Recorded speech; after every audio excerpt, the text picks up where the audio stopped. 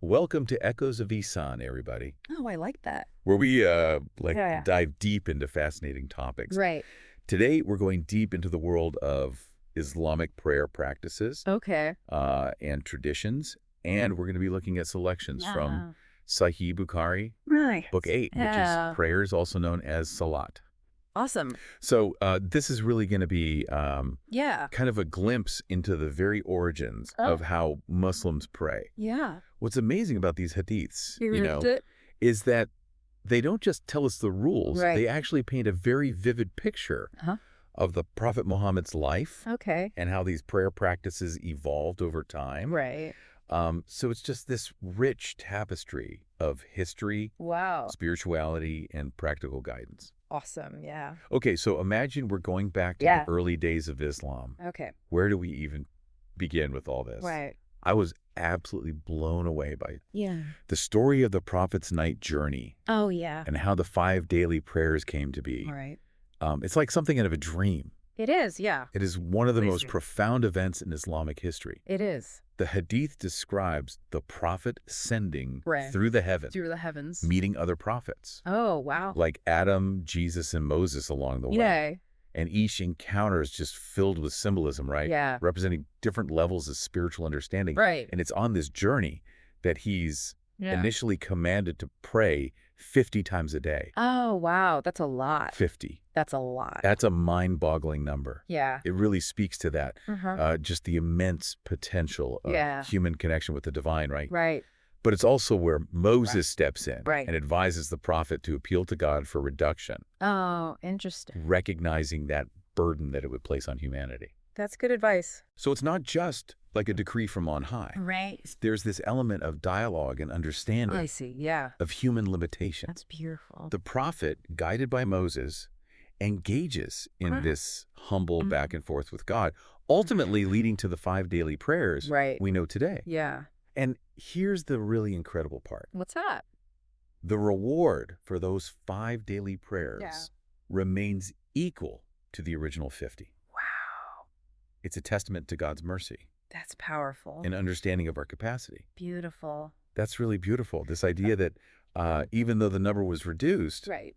that spiritual significance, Yeah. the potential for closeness to God Yeah. remains undiminished. Yeah. That's amazing. And we see this kind of dynamic unfolding in other practices as well. Yeah. So early prayers, for instance, Uh-huh. consisted of only 2 rakas. Okay. Right. Mhm. These are the cycles of bowing and prostration Right. later for those not traveling. Right. This expanded. Okay. But it speaks to this really core principle of Yeah. adaptability within a framework of devotion. Oh, I see. So right from the beginning, there's Mm. this balance of structure and flexibility. That makes sense. Yeah. Absolutely. Yeah. And this Mm-hmm. spirit of inclusivity Okay. is something that really shines through in these hadiths. Yeah. So for instance, Yeah. the prophet directed that Like- menstruating and veiled women Uh-huh. be included in religious gatherings. Okay. Even offering a solution for those without veils Interesting. they could share with a companion. I see. It's really striking Yeah. how much emphasis is placed on Mm. inclusivity Yeah. in these early practices. Right. It actually challenges some of the assumptions Right. that people have about Islam today. It does. Yeah. It does, and it really is Yeah. about removing barriers and ensuring that Yeah. everyone feels welcome Right. Yeah. and able to participate in Yeah. communal worship. Yeah. I love that. Now, another thing that really stood out to me What's that? was the level of detail regarding appropriate clothing for prayer. Right. There's a whole section in Sahih Bukhari Wow. dedicated to this. Okay. It is fascinating to It delve is. into these specifics. Yeah. So we see that the prophet sometimes prayed in a single garment, Uh-huh. but the consistent emphasis Yeah. is on covering the shoulders. I see. So again, it speaks to this balance Oh. of simplicity and modesty. Right. So even in simplicity, Yeah. there was still a standard to be upheld. Okay. But also, it acknowledges that not everyone has the Yeah, same sure. resources. You're right. Yeah. So for those with limited clothing, Uh-huh. praying with a single garment Right. tied around the waist was perfectly accessible. I see. And during the pilgrimage, when Muslims enter a state of spiritual purity called Ihram, Mm-hmm. there are specific restrictions reflecting the sanctity of that time and place. Let's see. So the guidelines shift Yeah. based on the context. Right. It's not just about a rigid set of rules, Yeah. but principles applied with wisdom. That makes sense. And in one hadith, there's this prohibition against wrapping oneself in a garment Okay. that restricts movement during prayer. Oh, interesting. Why is that? Yeah. Why is that? You know, it's not explicitly stated, Yeah. but it could be about ensuring freedom of movement, Yeah. allowing for complete focus and immersion I see. in the act of worship. That's interesting. Yeah. Now, I also noticed quite a few hadiths about Yeah. avoiding distractions during prayer, Right. something that we all struggle with, right? We do. Yeah. Absolutely. It's hard. These hadiths offer valuable insights into how to cultivate focus. So there's one story that describes the prophet Yeah. exchanging a garment Okay. because the markings on it were distracting him. Wow. He specifically requested a plain woolen garment Okay. to minimize distractions Interesting. and maintain that focus on his connection with God. I love that. I love that. Yeah. Even the prophet himself experienced these challenges. Yeah. It's oddly comforting. It is. Yeah. Right, we're all human. It humanizes him, doesn't it? Yeah. And it emphasizes the importance of creating an environment that's conducive to prayer. I see, yeah. We also see this when Aisha's curtain, which had images on it, was removed Okay. because the prophet found it distracting. Interesting. So it wasn't just about his personal attire, Right. but also being mindful of one's surroundings. That makes sense. Precisely. Yeah. And then there's even an instance where he declined a silk garment. Okay. And this suggests that prayer Yeah. is not about outward appearances or luxury. Right. But about humility, simplicity, Yeah. and a sincere connection with the divine. That's powerful. It strips away this idea that Right. you need Right. fancy clothes or a special place to pray. Mm-hmm. It's about that internal state. Yeah, I love that. Now, shifting to more practical aspects, Okay. we see the use of a sutra, Uh-huh. which is a barrier placed in front of Right. the person praying. Right. And there's that really vivid image Yeah. of the prophet using a spearheaded stick as a sutra. Oh, wow. I mean, you can almost picture it, right? Again, yeah. It's a really powerful visual. Yeah. And it shows how a sutra can be anything Okay. that creates a symbolic boundary, Right. helping to minimize distractions Yeah. and maintain focus. Right. And it's not just about what's in front of you, but also where you pray. Okay. So there's the hadith where the prophet leads prayer while standing on a pulpit. Oh, interesting.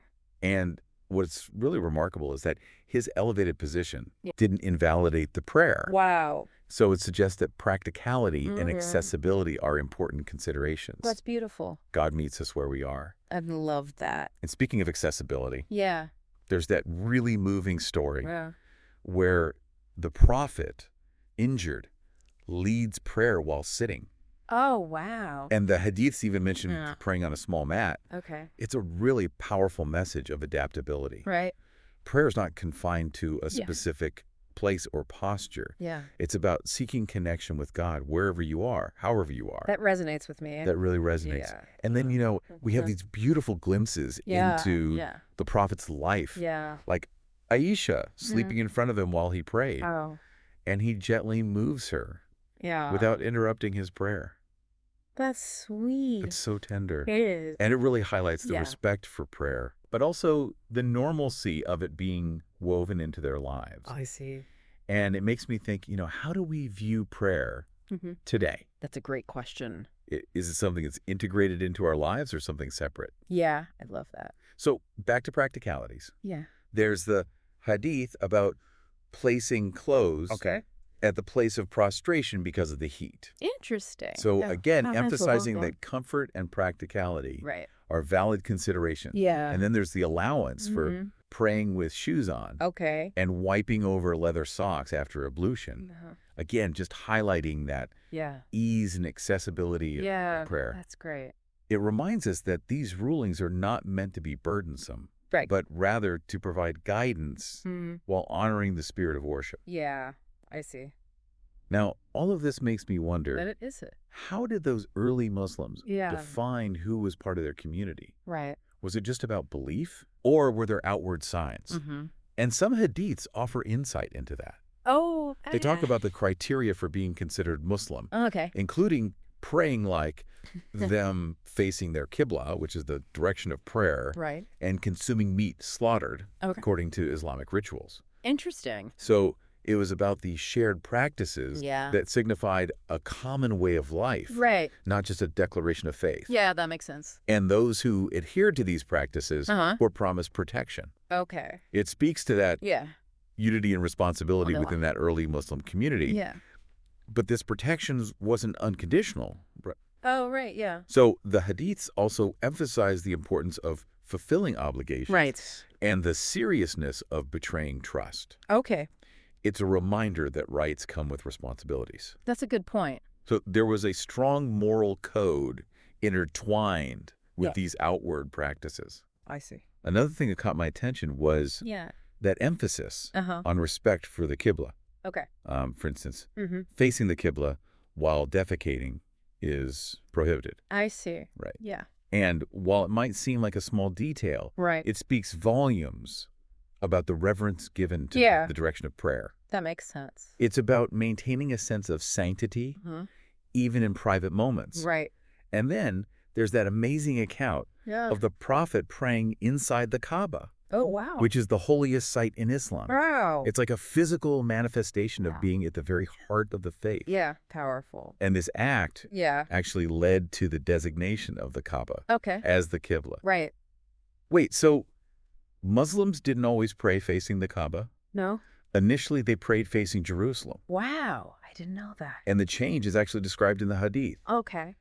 And while some questioned it, the revelation emphasized that God owns both the East and the West, guiding whomever he wills to the straight path. Wow, that's beautiful. It's a beautiful way of putting it, right? It is. It's a reminder that while rituals are important, the ultimate goal is seeking God's guidance. I love that. And sometimes that guidance might lead to unexpected changes. That's powerful. And this theme of divine guidance is echoed in the flexibility we see in prayer practices. Yeah. So for instance, it's permissible to perform optional prayers while riding. Okay. But obligatory prayers require dismounting. I see. It acknowledges the realities of travel in daily life while still upholding the significance of fulfilling one's core obligations. Right.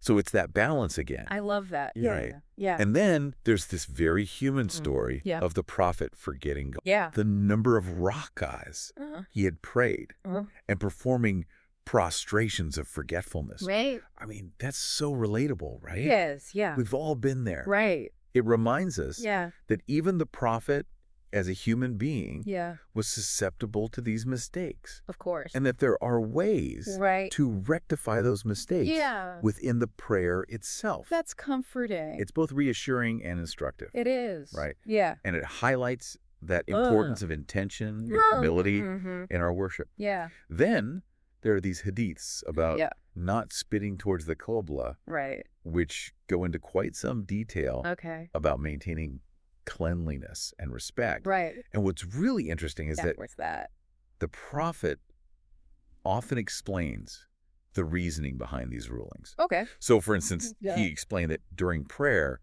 God is before the person making spitting in that direction. Right. A sign of disrespect. I see. So it's not just about blind obedience, but Yeah. understanding the deeper meaning and intention behind the actions. I like that. It encourages a more Yeah. conscious and mindful approach to worship. Yeah. Now, one thing that really resonated with me was this idea of divine knowledge and observation. Okay. This idea that God is always aware of our actions, even those we think are hidden. Of course. There's this hadith where the Prophet says that even while facing the Qibla, he's aware of the congregation's actions. Wow. Their bowing and their attentiveness. That's powerful. But a really powerful reminder that God sees not just our outward actions, but also the state of our hearts. That's amazing. It challenges this idea that we can fool God with these outward displays of piety. Right. It's really our inner state, our intentions. It truly matters. That makes sense. Now, we've talked a lot about prayer, but then there's this hadith about the prophet ordering a horse race. Oh, interesting. It seems a bit out of place, right? A little bit, yeah. But it's a reminder that the prophet wasn't averse to permissible leisure and even encouraged it. Okay. So again, it's about balance. Right. Enjoying life's simple pleasures while staying connected to one's spiritual obligations. Oh, that's a good point. And we see this balance reflected in other hadiths as well. Okay. So for instance, we see the prophet distributing goods, showcasing his charitable nature, and then accepting a meal invitation from a companion. Oh, cool. Highlighting his approachability. Wow. I like that. These stories paint such a human picture. You do. Of the prophet, right? He's not some distant figure. Yeah. He's someone who interacted with people, shared meals with them, cared for their well-being. Yeah. And now, speaking of community, there are several hadiths that touch upon resolving disputes and finding refuge in the mosque. Right. So one hadith talks about a man seeking guidance from the prophet regarding adultery, leading to oaths being taken in the mosque. Interesting. And it really highlights its role as a space for seeking justice and resolving conflict. Right. Then there's the story of a companion inviting the prophet to pray in his home, suggesting that the sanctity of a home could also serve as a place of prayer. That makes sense. It's about creating that sacred space, whether it's designated building or the intimacy of one's home. Yeah, I love that. And within that space, intention is paramount. Of course. So the prophet emphasizes that good intentions are key, and that uttering La ilaha illallah, which means there is no God but Allah, with sincerity, can lead to forgiveness. Wow, powerful. It's a powerful reminder that true faith lies in the heart, and that seeking God's forgiveness is always an option. It is. And then we have something that's very interesting, this hadith that mentions the prophet's preference for starting actions with the right side. Oh, interesting. It's a seemingly small detail, but it speaks to that importance of seeking blessings and approaching things with a positive mindset. Okay. And then we have, kind of in stark contrast, the condemnation of building places of worship over graves and creating images within them. I see. And this really highlights the importance of avoiding anything that could lead to idolatry or detract from the pure worship of God. That makes sense. It's a firm boundary, right? Yeah. It's a reminder that even in matters of faith, there are limits to what's acceptable. And that we need to be vigilant against practices that contradict the core principles of our beliefs. Makes sense. Now, let's shift our focus a bit to the construction of the mosque and its significance in the early Muslim community. Right. So the hadith describing the building of the first mosque in Medina is truly fascinating. It is. It's like a time capsule, you know? It really transports us back to that pivotal moment in history. What really struck me was the generosity of the Ansar, the people of Medina, who offered land for the mosque without expecting any payment. Wow. Seeking only God's reward. Wow. It's just a testament to their faith and commitment. Yeah. To the growing Muslim community. That's amazing. They understood that they were building something much greater than just a physical structure. Right. They were creating a space for spiritual growth, community gathering. Beautiful. And just the flourishing of faith. Yeah, I love that. And the hadith describes the prophet overseeing every aspect of the construction. Right. From clearing the land to praying for those involved. That's amazing. And the date palm trees that were cut down were used to create a wall facing the Qibla. I see. And even the companions were reciting poetry while carrying stones. It's beautiful. For the construction. Yeah. It just highlights that communal effort and the joy they found in serving God. Yeah. It really embodies that spirit of community and shared responsibility. Right. And it's a reminder that every act of service, no matter how small, is valued and appreciated when it's done with sincerity and for the sake of God. I love that. Now, We talked extensively about the physical mosque, but I was really intrigued by the Hadith, where the Prophet encourages offering optional prayers at home. Okay. So he actually specifically advises, offer some of your prayers, nawafil, at home, and do not take your houses as graves. Wow. Right? Yeah. Reminding Muslims that their personal spaces can also be places of worship and connection with God. That's beautiful. So it wasn't just about congregational prayer. Yeah. It was about cultivating that personal connection with God within one's own home. Expert. It's about recognizing that spirituality isn't confined to certain buildings or times, but can be in every part of our lives, like where we live and when we're alone. And this focus on personal reflection is kind of echoed in the Hadith, where the Prophet tells Muslims to go to places where people were punished in the past. Right, going with a feeling of, contemplation and humility, learning from what happened before and trying to not repeat those mistakes. Yeah, it's like connecting the past and the present, realizing our choices matter, both now and in the future. Exactly. Now there's this hadith that really stands out, where the Prophet talks about 5 things he got that prophets before him didn't. Yeah. He mentions winning through awe, the earth being a place of prayer for him and his people, the allowance of spoils of war being sent to everyone, and the power to intercede on Judgment Day. It's like a big statement about his mission, right? It is, and it's so relevant to our talk about prayer that the earth became a place of prayer for him and those who follow him. It means prayer isn't just for a building, it can be anywhere, making it open to all. It really shows how universal and accessible prayer is in Islam. Exactly, and it shows how connected humans and the earth are, both made by God, and we can find peace with him anywhere on this earth. It reminds us that God is always there, and we can pray to him at any time, anywhere. Now let's hear some more inspiring stories about the Prophet. I was really moved by the story of the black slave girl who became Muslim and found comfort in the mosque. It's a powerful story, about change, resilience, and finding where you belong. It shows how Islam's message is for everyone and can give comfort to those who are pushed aside, treated unfairly, or looking for a purpose. And she even had a little tent or room in the mosque, showing how the community supported her and how the mosque was a safe place where anyone could find refuge. It shows how inclusive the early Muslim community was.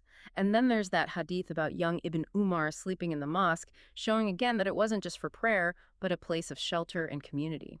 It paints a picture of a lively, supportive community where people cared for each other, finding peace and friendship in their shared faith and in that shared space. It reminds us that even though mosques have changed over time, that core idea of gathering, support, and spiritual nourishment is still so important. It's a reminder that's always relevant how important community is and the role faith can have in bringing people together, giving them a sense of belonging, and helping each other through tough times.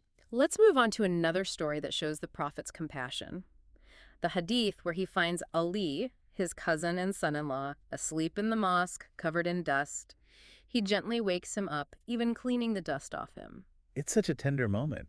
It speaks to the Prophet's humility, his genuine care for those around him, and how he understood their struggles. It makes him seem so human and reminds us that even people who are spiritually strong go through hardship and feel vulnerable. And it shows how important compassion and empathy are when we deal with others, especially those who are struggling. Now there's the hadith about the people of Sufa, known for being poor and living simply.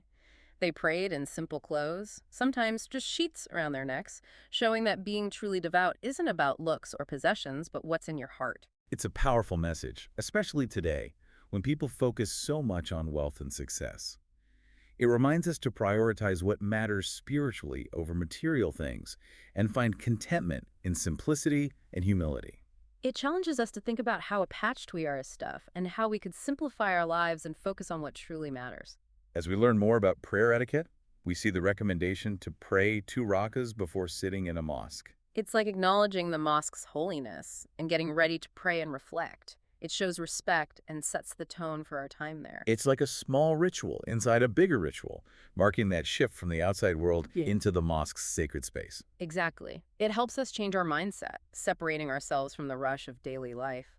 And then there's that beautiful hadith about angels asking for forgiveness for those who stay in their prayer places. That's one that sticks with you. It means our efforts to connect with God are seen and acknowledged, even in the unseen world. It's a beautiful thought. It shows how the spiritual world is connected to unseen forces that are always there, supporting and guiding us. It adds a whole new level of meaning to our prayers, knowing we're not alone in our spiritual journey. Let's look at how the mosque itself changed over time. There's the hadith about the changes made by Abu Bakr, Umar, and Uthman, the first three leaders after the Prophet. It's interesting how it went from a simple building made of mud bricks and palm leaves to something much more elaborate. It shows how the Muslim community grew and had more resources. But even with those changes, the mosque's core purpose stayed the same: a place for prayer, spiritual connection, and strengthening community ties. I love the story about Ammar carrying 2 bricks while others carried just one, and the Prophet praying for him, saying, "May Allah be merciful to Ammar." It shows that even small acts of service were seen and appreciated, especially when done with sincerity and a wish to do good. It reminds us that every contribution counts, and God notices our efforts, no matter how small they seem. And speaking of rewards, there's the hadith that mentions a place in paradise for those who build mosques for God's pleasure. It's a powerful motivator. It shows how important it is to help create places where people can gather to pray, learn about their faith, and build community. It's about making something that benefits everyone, not just individuals. And it's not just about the building itself, it's about the intention behind it. The reward is for those who build with pure hearts, seeking God's pleasure and the community's well-being. And just to lighten things up, there's that amusing story about carrying arrows in the mosque. The Prophet advised against it because safety matters and we should avoid anything that might harm others. It's a practical reminder that even in a place of worship, we need to be aware of our surroundings and how our actions could affect others. It reflects the wider Islamic principle of promoting peace and avoiding harm. Mosques should be places where everyone feels safe and protected. Now let's focus on supporting the Prophet and his message. There's the story about Hassan bin Thabit, a famous poet, being asked to respond to those who criticized and insulted the Prophet. It shows how loyal and committed the early Muslims were to the Prophet and how willing they were to defend him and his message. It reminds us to stand up for what's right, even against those in power, and to support those who work for good. It's a strong reminder that standing up for truth and justice is something we should all do. Now, to contrast that serious topic, there's that sweet story about Aisha watching Ethiopians playing in the mosque, with the Prophet shielding her so she could see better. A lovely story that shows the Prophet was human, enjoyed things that were allowed, and cared about Aisha's happiness. It makes him relatable and shows that spirituality isn't about suppressing joy or living a life without pleasure. It's about balance, enjoying good things while keeping our spiritual duties in mind. It challenges the stereotype that religious people are always serious or restrictive. It's about finding a middle ground, enjoying the simple joys of life while staying true to our beliefs.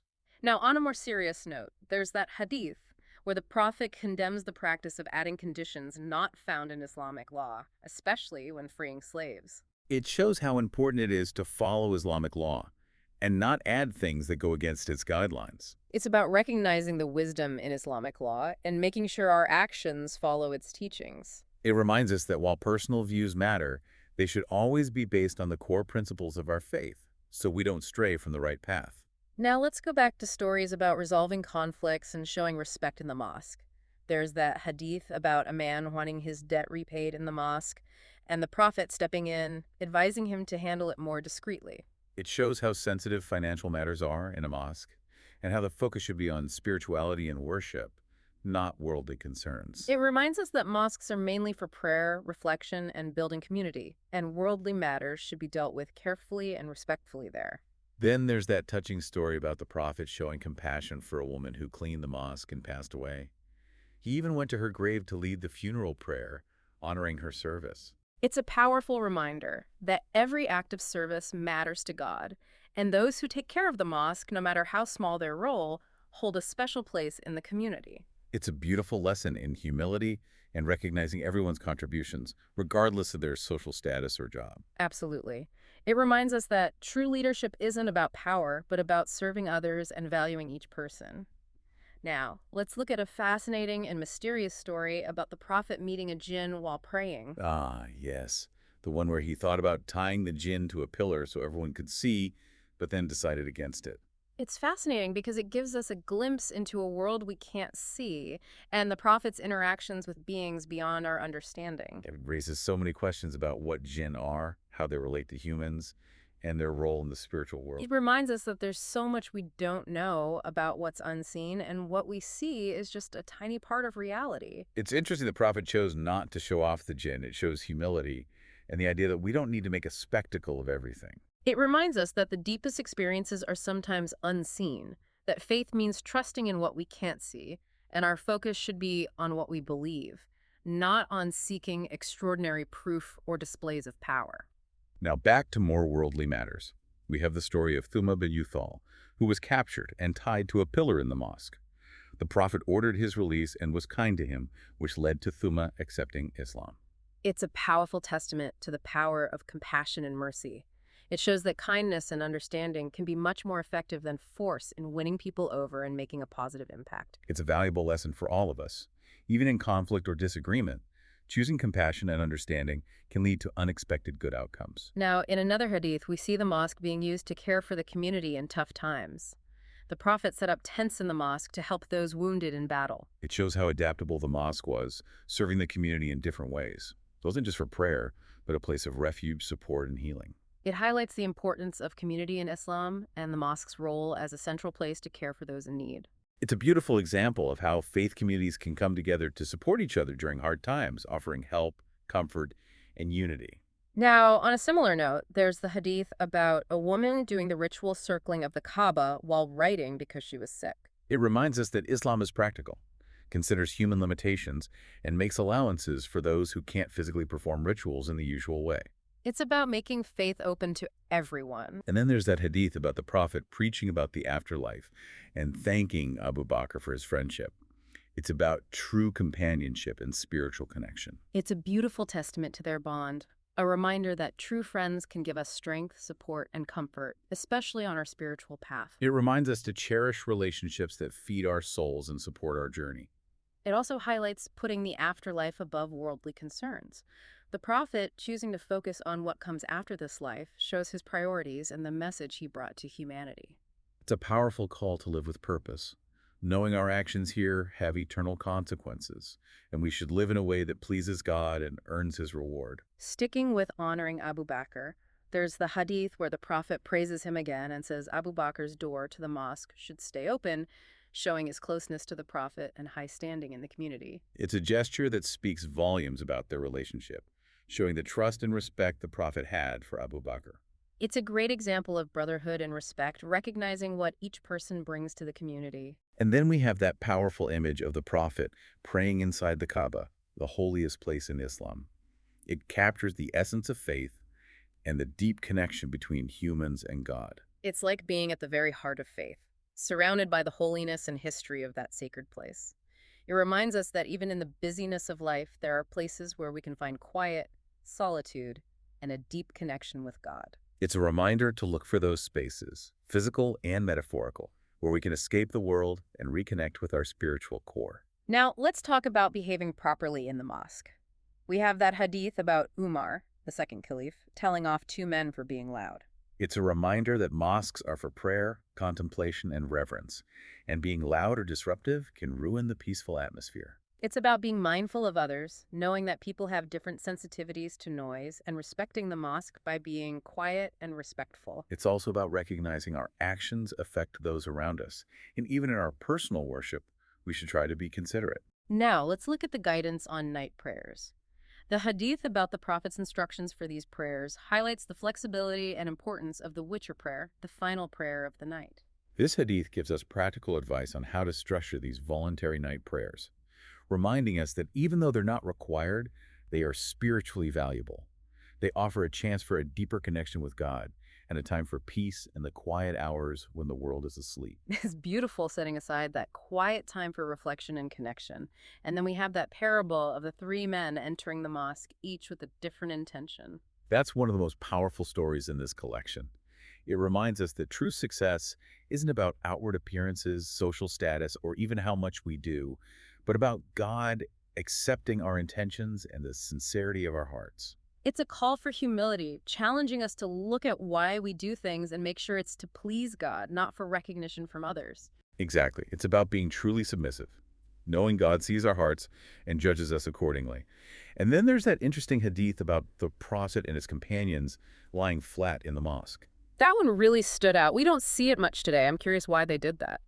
While it doesn't say exactly why, it could be a way of being humble before God, surrendering to Him, or maybe finding relief from the heat. It's fascinating to think about how even lying down can have spiritual meaning. It reminds us that spirituality isn't always about big gestures or complicated rituals. It can be found in everyday things if we do them with intention. It encourages us to be open to different ways of expressing our faith, knowing spirituality can show up in various ways. Now let's talk about Abu Bakr, the Prophet's close friend and the first caliph. We hear about him setting up a mosque in his home and his moving recitation of the Quran. I love that story. It's so personal. It shows how important it is to make sacred spaces in our homes where we can go to pray, reflect, and connect with God. It's about making spirituality a part of our everyday lives, not just for certain places or times. And it reminds us that the Quran can deeply move us, inspire us, comfort us, and guide us on our journey. It encourages us to connect with the Quran personally. Let its words flow over us and touch our hearts, changing us from the inside. Now let's talk about praying together. There's a hadith that says praying in congregation is 25 times more rewarding than praying alone. That's a big difference. It really shows how important it is to pray together in Islam and the spiritual benefits it brings. It's about feeling united, strengthening our bonds, and creating an energy that makes the spiritual experience even stronger. Praying together helps us support each other, learn from each other, and feel the beauty of shared devotion. And there's that beautiful hadith where the Prophet clasps his hands with interlaced fingers to show the strength and unity of the believers. It's such a strong image.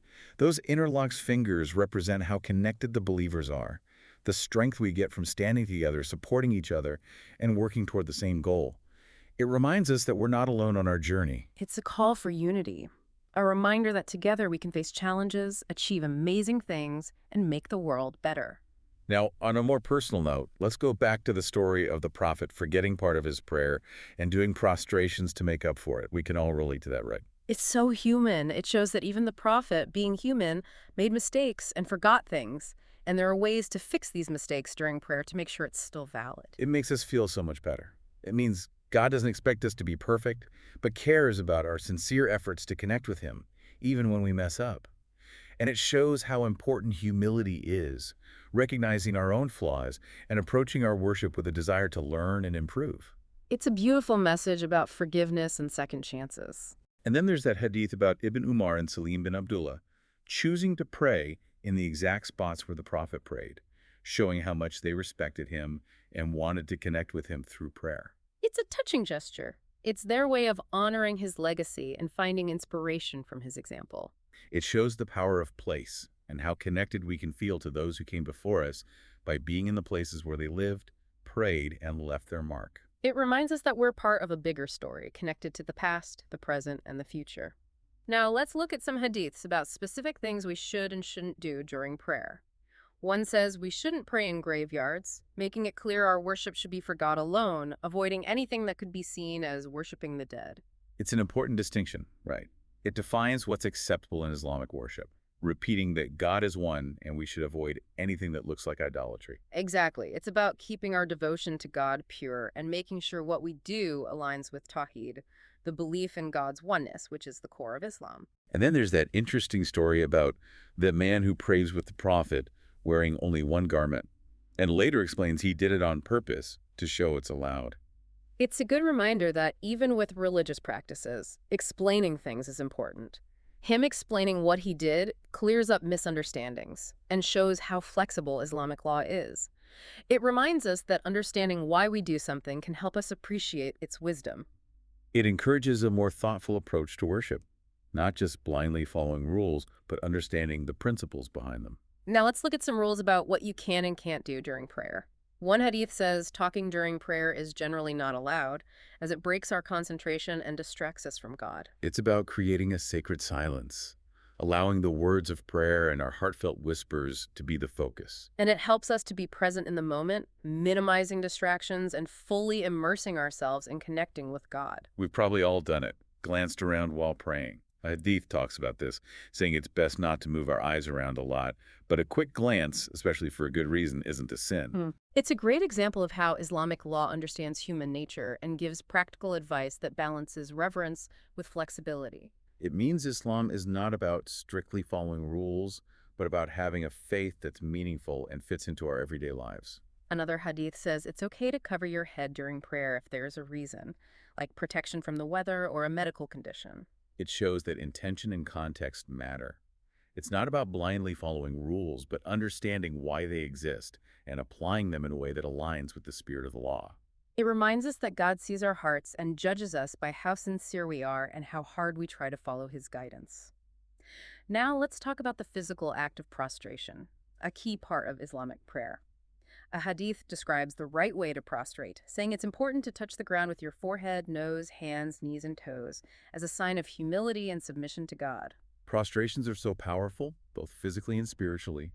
They represent complete surrender to God, a moment of pure humility where we acknowledge our dependence on him and submit to his will. It's a physical expression of our inner state, a symbolic act that captures the essence of Islam, which is submission to God's will.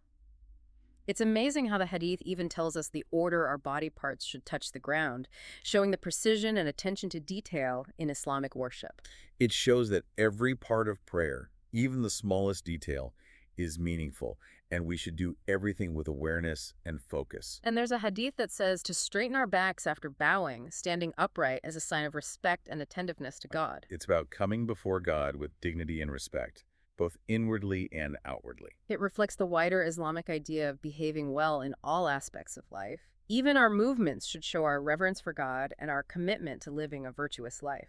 Now let's talk about reciting the Quran during prayer. A hadith encourages reciting in a voice that's not too loud and not too quiet, a balance that allows for both personal reflection and communal participation. It's a reminder that prayer is both individual and collective.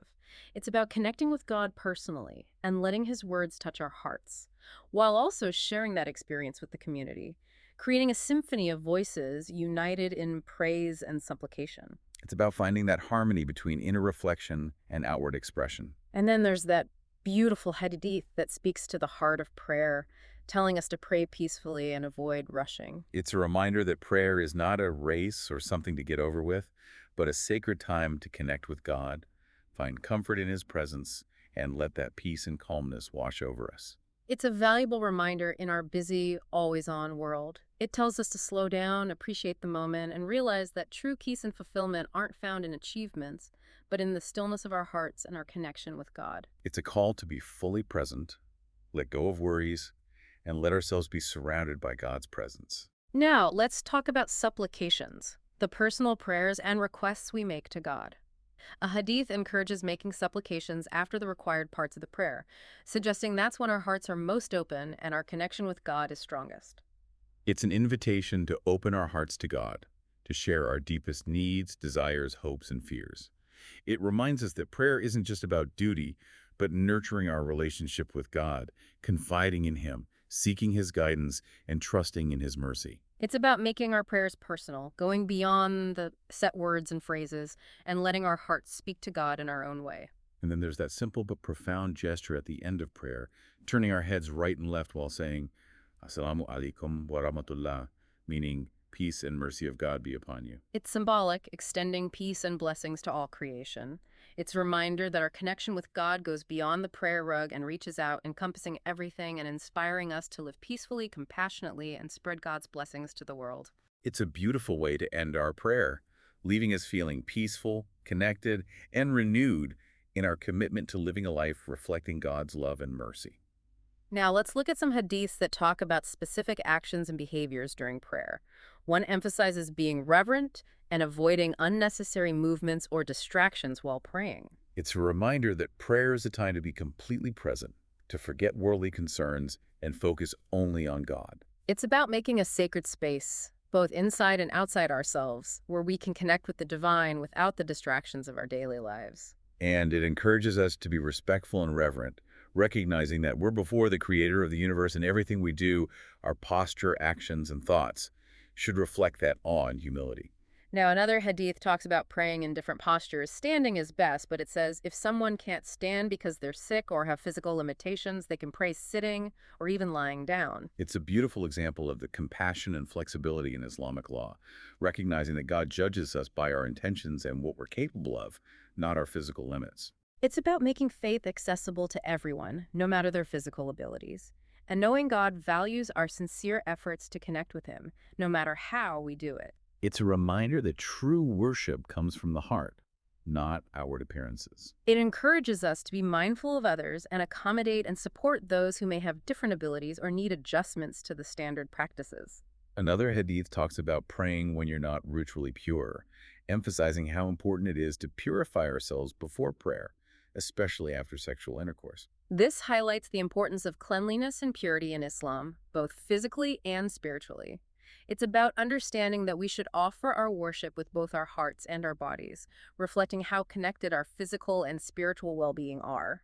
It's a reminder that our physical state can affect our spiritual state, and we should try to be clean and pure so we can approach God with reverence and respect. It encourages us to be mindful of our hygiene, surroundings, and overall well-being, realizing these things can help or hinder our spiritual experiences.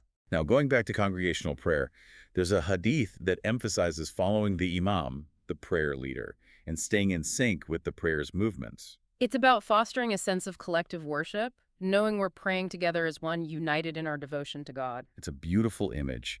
Everyone moving as one, their hearts and bodies in sync, in a unified expression of faith and submission.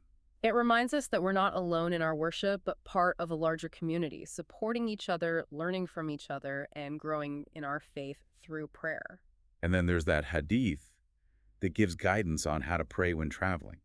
It allows shortening the 4 rak'ah prayers to 2 when traveling a certain distance, recognizing travel is hard, and making it easier for those on the go.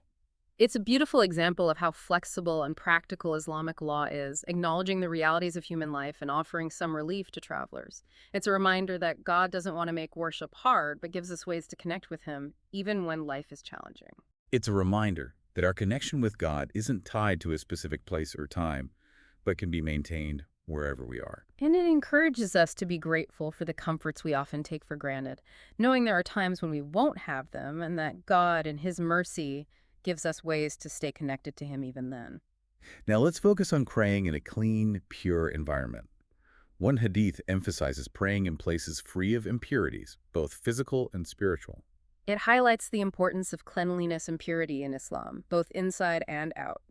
Our places of worship should reflect that purity, making them good for spiritual connection and reflection. It reminds us that our surroundings can affect our spiritual state, and we should try to create peaceful, tranquil environments that help us connect with God. And it encourages us to be mindful of our hygiene, the cleanliness of our homes and workplaces, and the overall atmosphere of where we spend our time, recognizing that these things can affect our spiritual well-being. Another hadith stresses praying at the right time for each prayer and not delaying them without a valid reason. It reminds us that prayer is a sacred appointment with God that we should honor by praying on time, showing respect and prioritizing our connection with Him. It's a reminder that our relationship with God is important and shouldn't be neglected. Prayer is a fundamental part of Islam, and we should make it a priority, setting aside time each day to connect with our Creator. It's worth noting that the hadith specifically mentions consequences for delaying prayers without a good reason, showing how seriously Islam takes this obligation. It's a reminder that while God is merciful and forgiving, He also expects us to do what we're supposed to and take our responsibilities seriously. Let's go back to focusing during prayer and avoiding distractions. A hadith discourages things that take our attention away, like fidgeting, playing with clothes, or looking around too much. It's about making that sacred space again, right? Blocking out the world's distractions and focusing only on our connection with God. It's a reminder that prayer isn't a time to multitask or let our minds wander, but to be fully present, engage all our senses, and immerse ourselves in worship. Now, about making up missed prayers. A hadith emphasizes praying any missed prayers as soon as we remember, acknowledging that life sometimes gets in the way of our religious duties. It shows how flexible and forgiving Islamic law is, knowing we can't always be perfect, but encouraging us to make up for it and stay connected with God, even when we fall short. It's a reminder that God doesn't want to punish us for our mistakes, but wants to give us chances to fix them and stay connected to Him, even when we stumble. And it encourages us to worship with sincerity and a desire to make things right, knowing God values our efforts and our intention to do our best to fulfill our obligations. Another hadith clarifies that if we've missed several prayers, we should make them up in the order we missed them. It shows the importance of order and structure, in fulfilling our religious duties, making sure we address missed prayers in a systematic way. And it encourages us to make up for missed prayers with determination and commitment, realizing each prayer is important and we should do our best to fulfill this obligation. Now, let's think about situations where we can't pray standing up because of fear or danger. A hadith explains that in these cases, we can pray sitting or even lying down, showing how compassionate and flexible Islamic law is in accommodating people in extreme situations. It reminds us that God understands our limitations and doesn't want us to put ourselves in harm's way for religious obligations. It encourages us to use our judgment, assess our situations, and adapt, knowing God values our sincere efforts to connect with Him, no matter the form. Another hadith says not to pray when you're sleepy or drowsy, emphasizing the need to be alert and present during prayer. It's a reminder that prayer isn't just about going through the motions, but engaging our hearts and minds, being present and truly connecting with God. It tells us to be fully present, resist sleepiness, and make sure our minds are ready for a meaningful connection with God. Now, back to praying together. There's a hadith that encourages straightening the rows, standing shoulder to shoulder, and closing any gaps between people. It's a powerful image of unity and brotherhood among believers. It makes everyone feel connected and creates a harmonious and spiritually uplifting atmosphere for prayer. And it's interesting that the hadith says angels prefer straight and compact rows, giving this practice even more meaning. It's beautiful, reminding us that God and the unseen world are watching our actions, and even small acts of unity and orderliness matter, creating a more harmonious and spiritually vibrant atmosphere. Another hadith gives guidance for people who are late for congregational prayer. It says those who miss part of the prayer should join where they are and make up the missed part after the prayer leader finishes. It's a practical way to make sure latecomers can still pray together without disturbing those already there. It reminds us that even if we're late, we can still connect with God in the community and that God appreciates our efforts to join even if we're delayed. Now, let's talk about the power of making personal requests to God during prayer.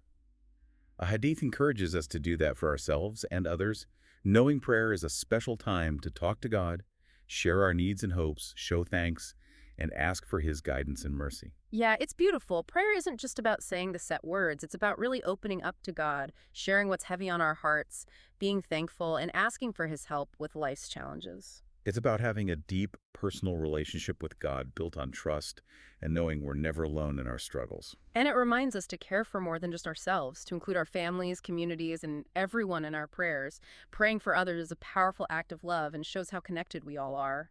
There's even a hadith that says it's okay to pray in a mosque where a funeral prayer just happened. It's like a little reminder that death is a natural part of life, and we shouldn't let it interrupt our routines or our connection with God. It's about accepting life and death, knowing God controls both, and focusing on living a life that pleases Him, because we'll all return to Him one day. And it reminds us that our relationship with God is always there to comfort and strengthen us, even when things are tough. Right. So wrapping up our deep dive into Islamic prayer, what really stands out to you? It's hard to pick just one thing, but the idea of balance that keeps coming up is so powerful. We see it in how flexible and adaptable prayer is, how it emphasizes both what's in our hearts and what we do, and how it recognizes both individual needs and what we owe to our community. It's a great reminder that Islam isn't about strict rules or harsh judgment. It's about seeking God's guidance, trying our best in our worship, and approaching our faith with humility, sincerity, and an open heart. Absolutely. This idea of balance, this middle path, goes beyond just Islam. It's a principle for everyone that can guide us in all parts of life, helping us navigate the world's complexities with grace, wisdom, and a strong connection to something bigger than ourselves. I agree. To our listeners, we hope you've enjoyed this journey into the world of Islamic prayer. We've only just begun to explore, but hopefully it's made you curious and want to learn more. And for one last thought, think about how you can bring more intention, mindfulness, and balance into your own spiritual practices, whatever they are. How can you connect more deeply with the divine and make that connection part of your everyday life?